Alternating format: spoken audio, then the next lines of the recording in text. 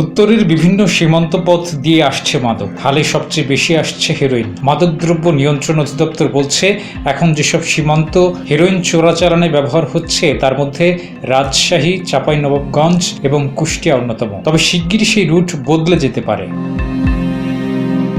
একটা বড় অংশ মাদক মামলার আসামি। কারাসূত্র বলছে, মোট বন্দির 28.57% মাদক মামলার আসামি।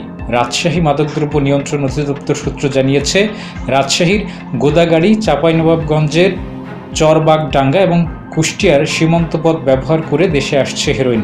2023 সালে দেশে মোট মাদক মামলা হয়েছে 2598টি। হেরোইন উদ্ধার হয়েছে 700 কেজি। এর মধ্যে রাজশাহী বিভাগের মোট 8 জেলায় মামলা হয়েছে 1427টি। 2024 সালে 1572টি মামলার মধ্যে 772টি হয়েছে শুধু রাজশাহী বিভাগে। দেশ জুড়ে তোলপাড় ওয়ালটন ফ্রিজ কিনে আপনিও হয়ে যেতে পারেন মিলেনিয়ার।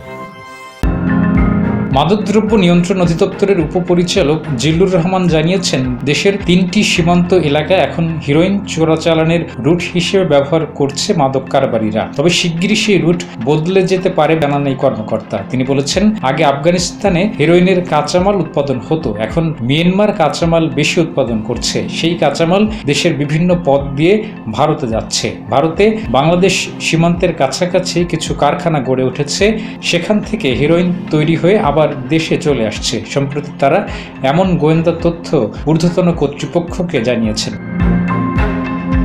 শুধু হেরোইন উদ্ধার আর মামলা নয়, রাজশাহীর কারাগারগুলোতে যে পরিমাণ বন্দী আছেন তার একটা বড় অংশ মাদক মামলার আসামি। কারাসূত্র জানিয়েছে, রাজশাহী অঞ্চলের 8টি কারাগারে মোট বন্দী আছেন 8,966 জন। এর মধ্যে মাদক মামলায় বন্দী রয়েছেন 2,562 জন। এর মধ্যে রাজশাহী কারাগারে 436 জন, বগুড়ায় 360 জন, সিরাজগঞ্জে 411 জন, নওগাঁয় 313 জন, পাবনায় 407 জন, চাঁপাইনবাবগঞ্জে 262 জন, নাটোরে 199 এবং জয়পুরহাটে 174 জন বন্দী রয়েছেন। গড় বন্দির হারে মাদক মামলায় সবচেয়ে বেশি 46.37% বন্দী আছেন চাঁপাইনবাবগঞ্জের কারাগারে।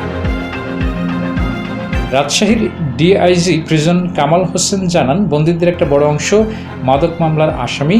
বিভাগের 8 কারাগারে যে পরিমাণ বন্দী আছেন তার 28.57% বন্দী মাদক মামলার। একজনের নামে একাধিক মাদক চোরাচালানের মামলাও রয়েছে। ডেস্ক রিপোর্ট, জয় জয়।